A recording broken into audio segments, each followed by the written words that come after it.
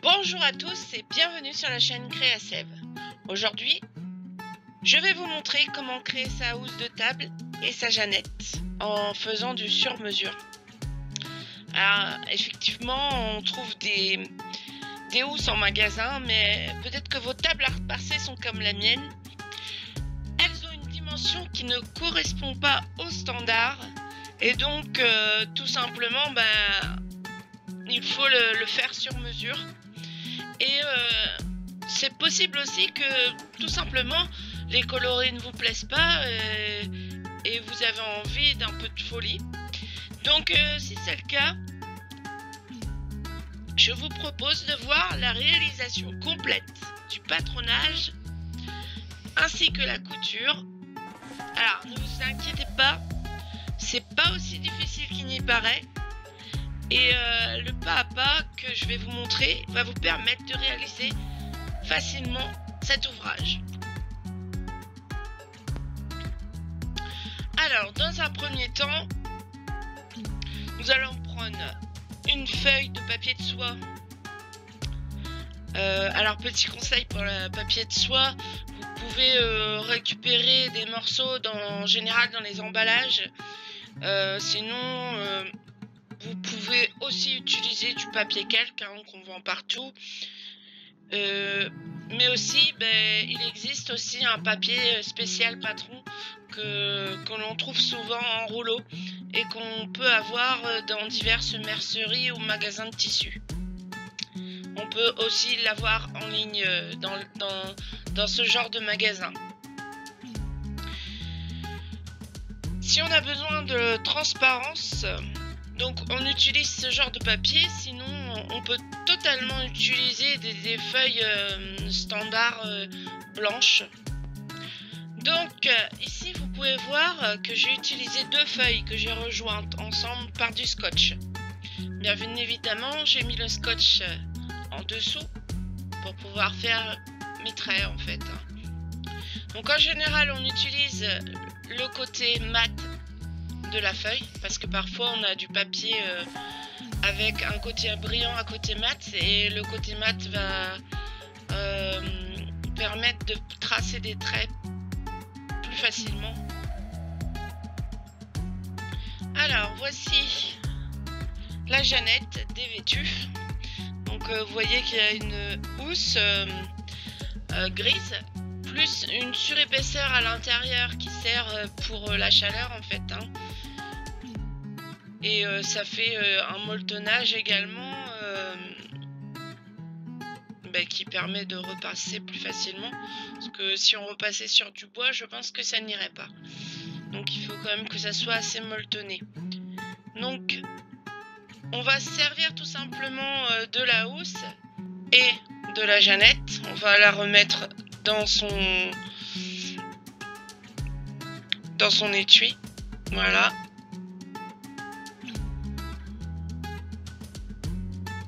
On la positionne de manière à ce qu'on puisse faire des marges de couture tout autour. Donc il nous reste quand même de la place. Donc ici vous allez tracer un trait tout autour de la Jeannette en maintenant bien les endroits où parfois ils sont un peu distendus. Donc pour que ça soit bien droit, voilà, je maintiens. Et voilà, je fais tout le tour de la Jeannette.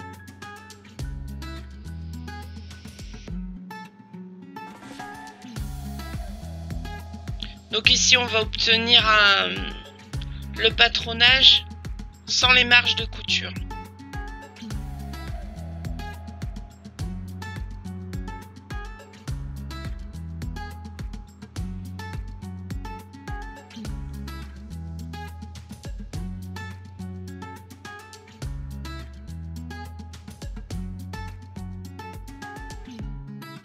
Alors une fois fini, on obtient, vous voyez, l'empreinte de la Jeannette. Donc on va pouvoir à présent réfléchir aux mesures. Donc j'ai pris 4 cm tout autour de cette empreinte.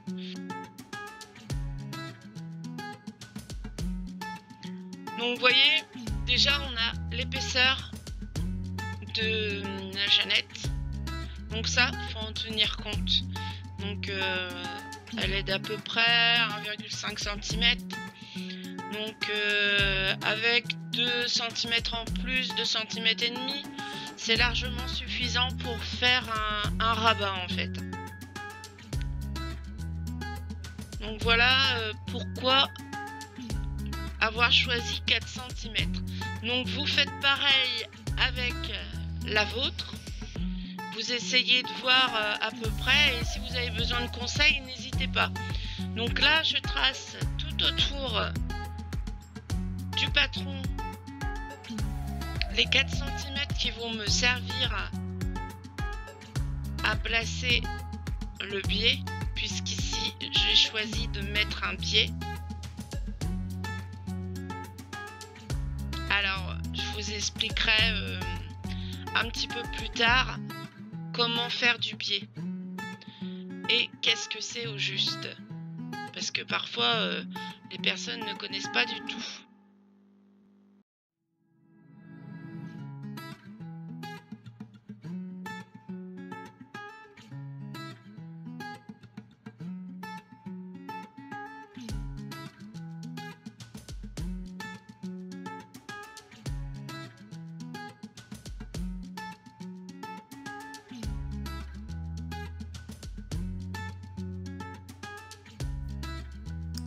Alors voilà, j'ai fini de faire le tour de mon patron. J'ai plus qu'à découper. J'ai marqué évidemment sur le patron ce que c'était. Et maintenant j'ai plus qu'à le découper.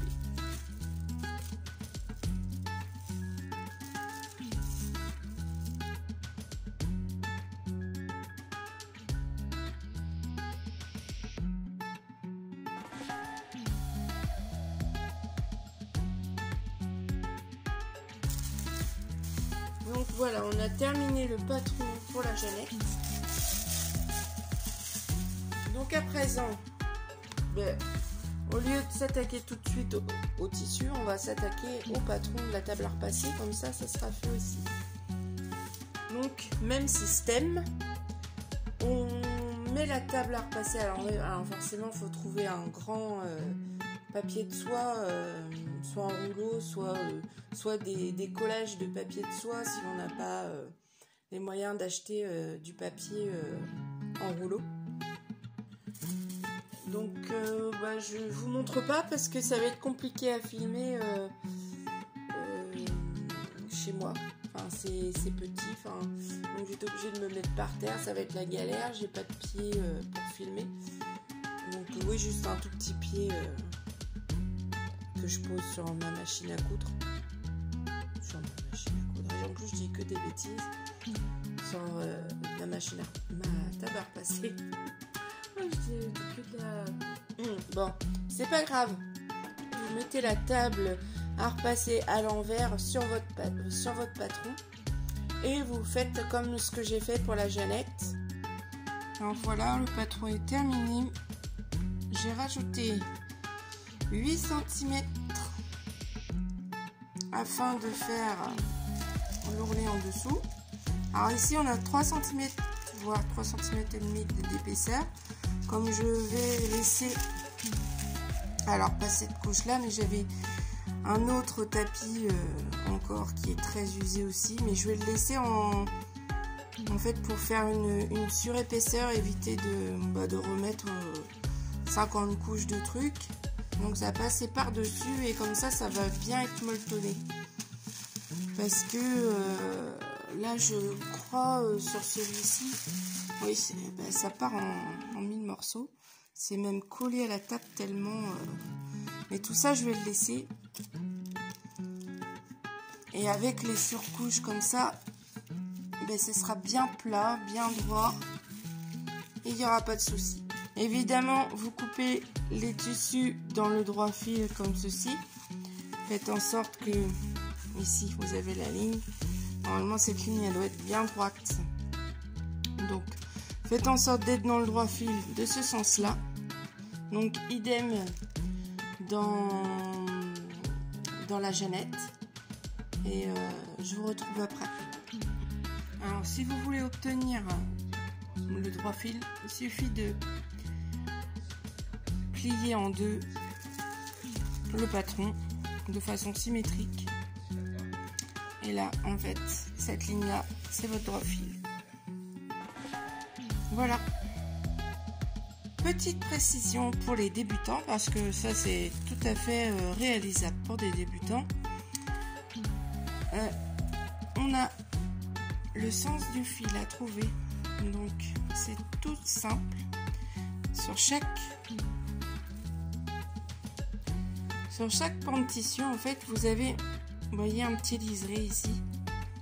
Donc là quand on a le liseré ici, c'est que le sens de tissu est dans le sens du liseré, voilà, dans ce sens là.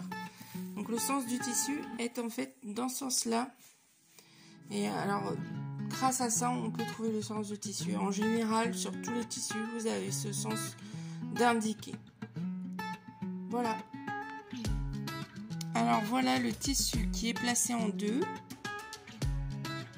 donc de telle manière à conserver le plus de tissu possible pour un autre projet, genre un sac, n'importe, enfin une doublure de quelque chose, enfin bon, ça sert toujours.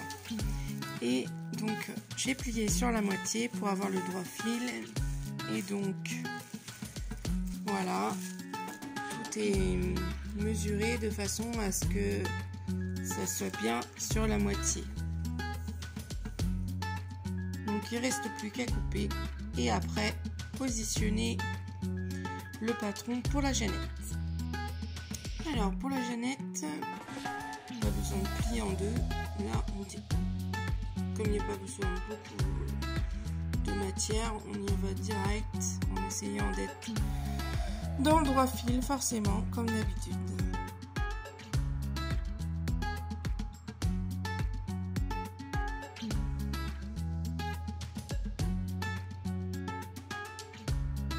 Alors ici on commence à plier donc tout autour de la grande housse de la table à repasser. Donc au préalable une couture a été effectuée par rapport aux arrondis qui sont assez complexes à faire. Donc j'ai fait la couture vraiment tout autour du tissu en fait. Et bien entendu, à présent, on va faire un rabat, un premier rabat, puis ensuite un autre, pour pouvoir glisser votre élastique à l'intérieur. Ensuite, ici, juste au niveau des arrondis, vous voyez, il vaut mieux faire des petites coupures pour que le tissu se place mieux. Et alors faites attention de ne pas découper la couture. À présent, il ne vous reste plus qu'à faire le double rabat.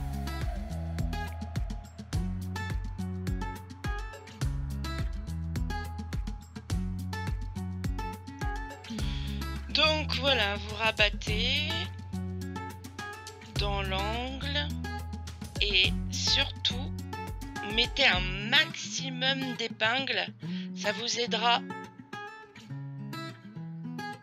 à faire votre couture sans qu'il n'y ait de plis.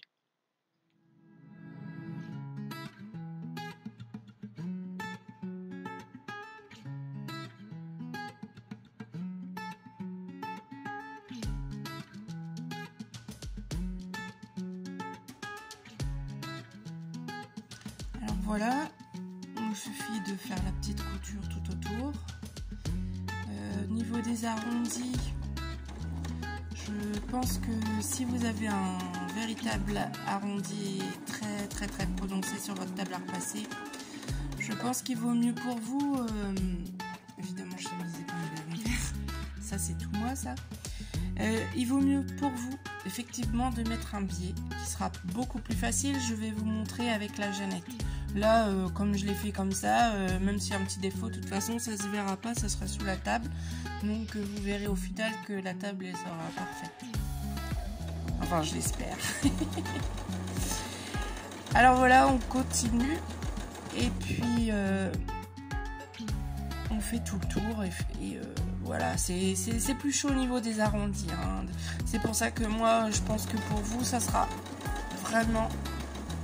surtout si vous êtes débutants, parce que bon, je pense que les arrondis ne feront pas peur aux personnes qui sont confirmées. Et puis, par contre, pour les personnes débutantes, je vous conseille vraiment, mais vraiment, de...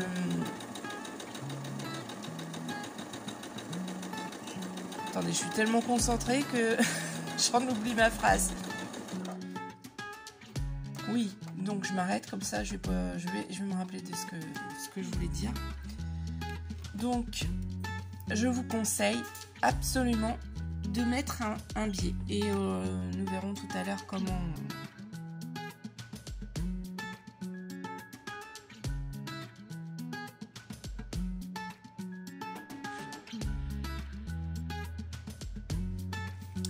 Alors, voici le fameux arrondi qui était particulièrement pénible à faire.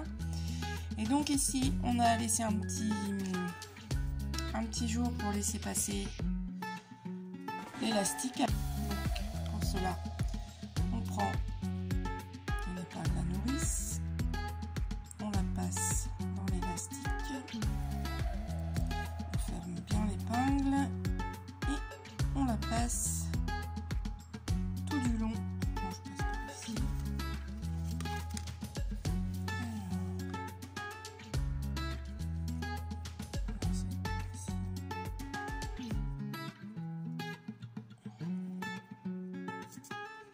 Voilà. Vous faites ça tout autour et on se retrouve après. Alors, une petite précision sur la longueur de l'élastique. Moi, pour l'instant, vous voyez, je n'ai pas encore coupé l'élastique. Hein. C'est carrément... je la passe et on verra à la fin ce qu'il nous faut. Parce qu'en fait, comme je ne pouvais pas vous donner de mesure exacte, parce que étant donné que la table n'est pas standard, je ne peux pas prendre une mesure et vous donner une mesure d'élastique. Il faudra que vous-même vous jugiez si, par exemple, la toile est bien maintenue. Je pense qu'il faut que ça soit quand même bien serré dessous pour que vous puissiez aussi le défaire et également que ça tienne correctement.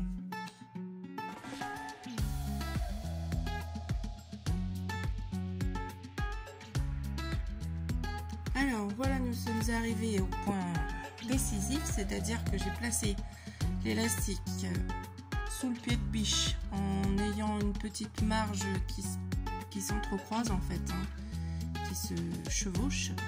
Et puis je vais choisir un point zigzag pour que ce soit bien élastique et que l'élastique reste en place en ne cassant pas. Donc, sur ma machine, voilà.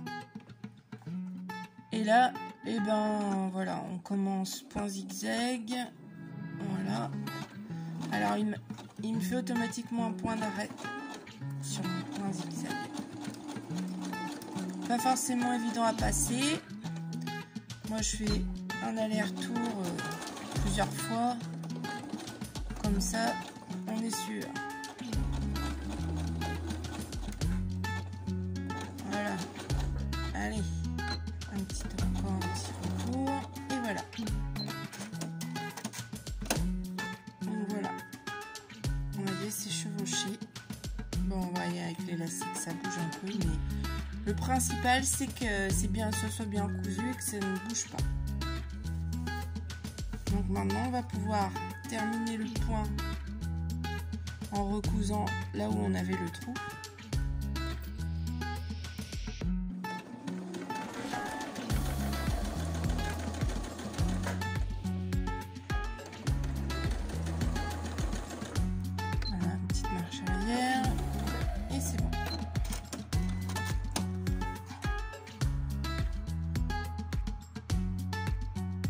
Alors voilà ce que ça donne sur la table à repasser. Voilà, jusqu'au bout. Vous voyez avec un élastique sous le dessous. Mais en fait, tout est bien nickel. Et puis là, vous voyez la marge. Donc c'est largement suffisant pour ma table à repasser. Donc ce que je peux vous conseiller, c'est de voir avec votre table quelle épaisseur elle fait, etc. Si elle est standard ou non. Peut-être que ça vaut pas le coup pour vous de faire une toile comme celle-ci. Mais moi, ma table à repasser, elle est solide, j'y tiens.